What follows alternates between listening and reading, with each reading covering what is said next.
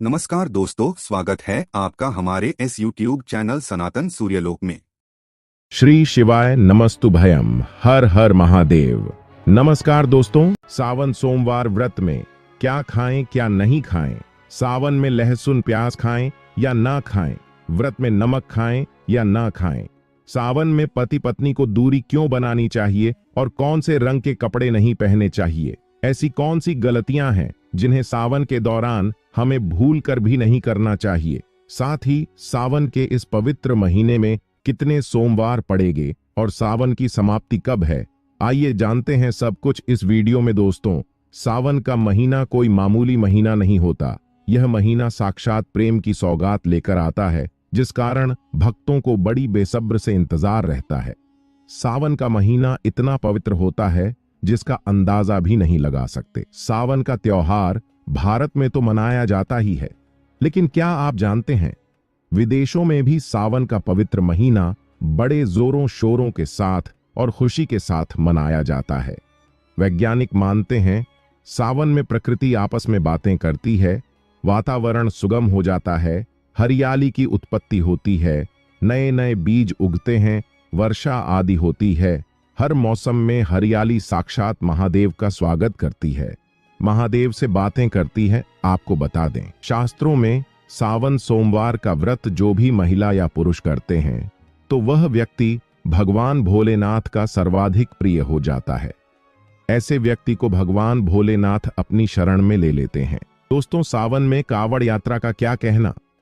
शास्त्रों के अनुसार माना जाता है कि सबसे पहले कावड़ यात्रा भगवान परशुराम ने भगवान शिव के समर्पित अपने कांधे पर उठाई थी और तभी से भगवान शिव को प्रसन्न करने के लिए कावड़ यात्रा की जाती है। लेकिन क्या आप जानते हैं सावन में 10 ऐसे नियम हैं जो आपको बहुत ही आवश्यक है। अगर आप इनका पालन अपने जीवन में नहीं करते हैं तो आपको भगवान शिव के क्रोध का सामना करना पड़ सकता है। आपके पूरे परिवार को गरीबी, निर्धनता और बर्बादी का सामना करना पड़ सकता है। दोस्तों, आज के वीडियो बहुत ही सुंदर है। वीडियो को अंत तक जरूर देखें, क्योंकि अधूरा ज्ञान हमेशा खतरनाक साबित होता है।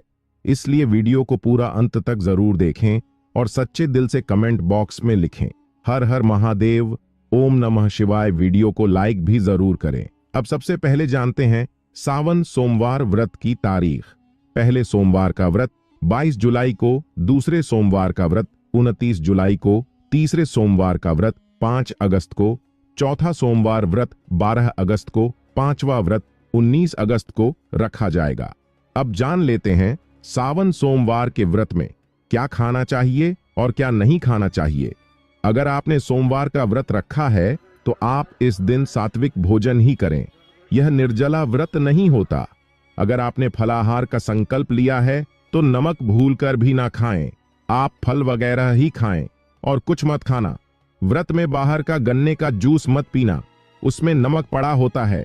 उनके बर्तनों में भी नमक पड़ा होता है और वह नमक आपके मुंह में जाएगा तो आपका व्रत खंडित हो जाएगा।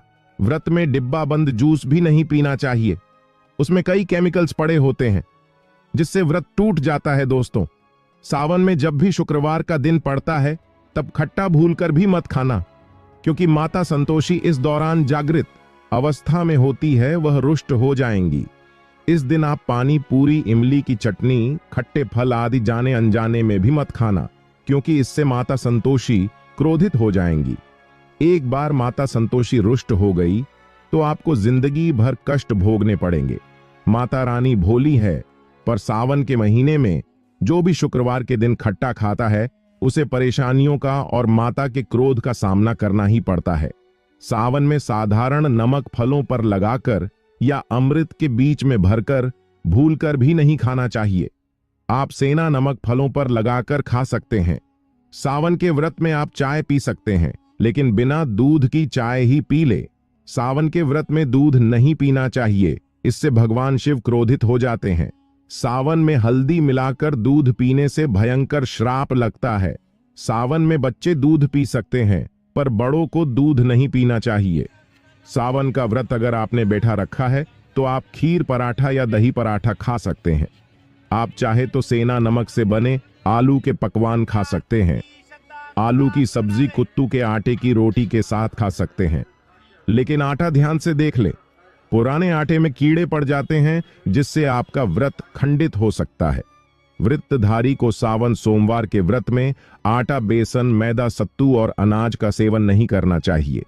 इसके अलावा हर व्यक्ति को मांस, मदिरा, लहसुन, प्याज इत्यादि का सेवन भी नहीं करना चाहिए।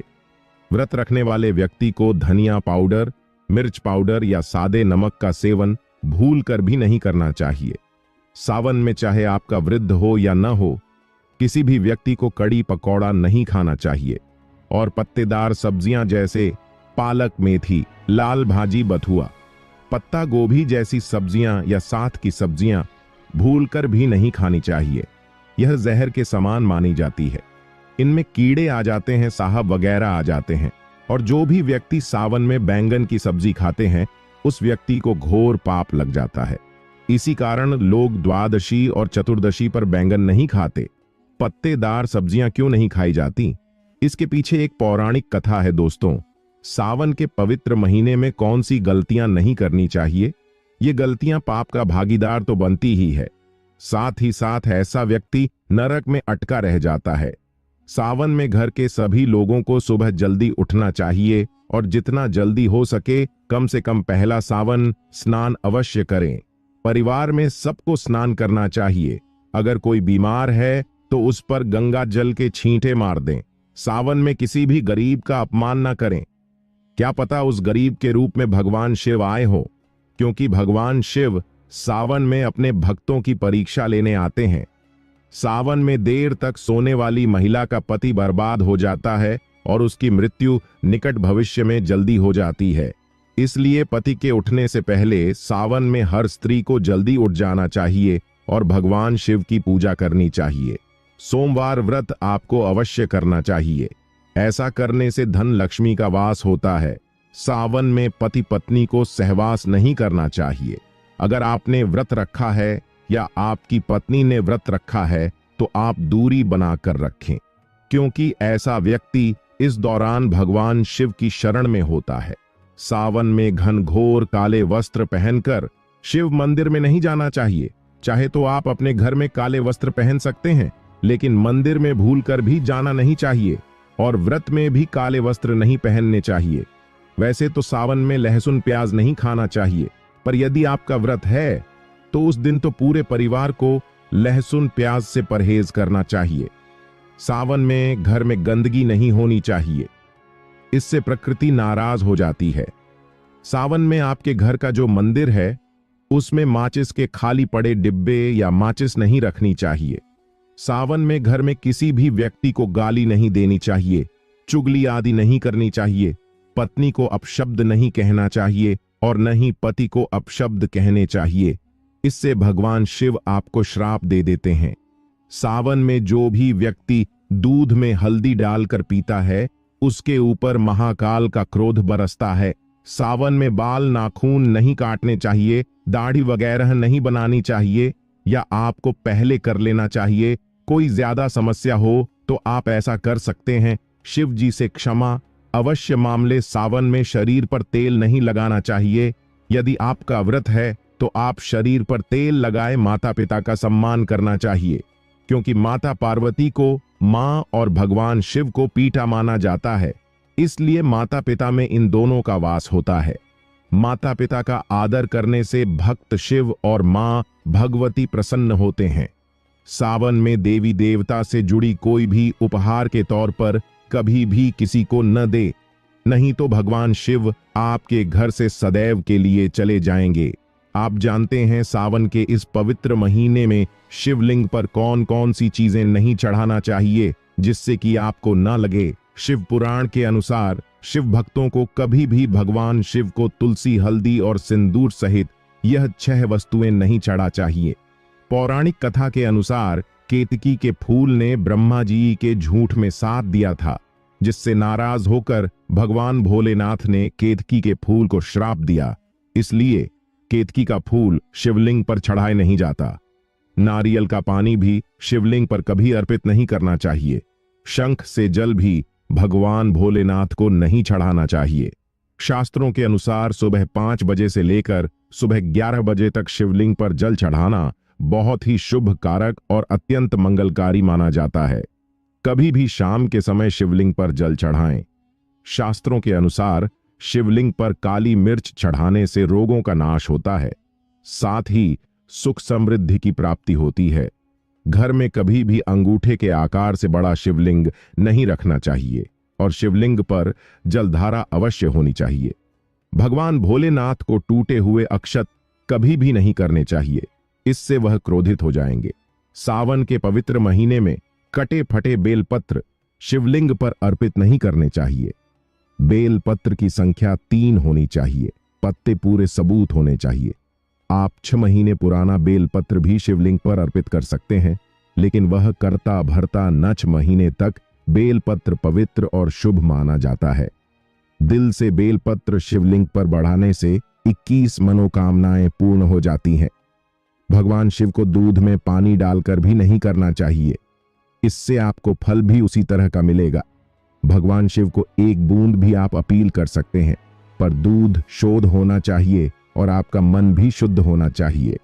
शास्त्रों के अनुसार पीतल के गलत से शिवलिंग पर दूध चढ़ाना सबसे उत्तम बताया गया है।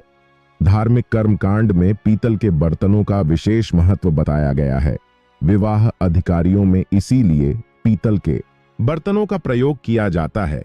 आपको बता दें, सोमवार को पीतल के गले से शिवलिंग पर दूध से अभिषेक करना शुभ कारक बताया गया है। स्टील और प्लास्टिक से बने बदन का प्रयोग ना करें। शिवलिंग पर जल चढ़ाते समय बोझल आपके पैरों के पास नहीं जाना चाहिए, इसे अशुभ माना जाता है। उसे लाना भी नहीं चाहिए, उसे हम जलहरी कहते हैं। सावन में जल अपने घर का होना चाहिए, मंडी से ही जल भरकर मंदिर में ही अपील नहीं करना चाहिए, इससे आपका भाग्य खराब हो सकता है। दोस्तों, सावन में यह चीज खा लेने से दुनिया की कोई भी ताकत आपको धनी होने से रोक नहीं पाएगी।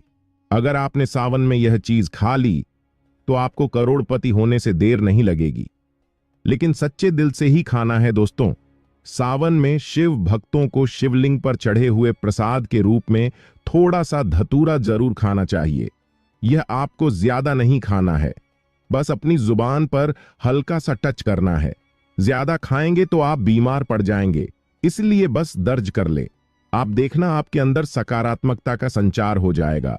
आपको धनी होने से कोई नहीं रोक पाएगा। दूसरा है बेल का फल।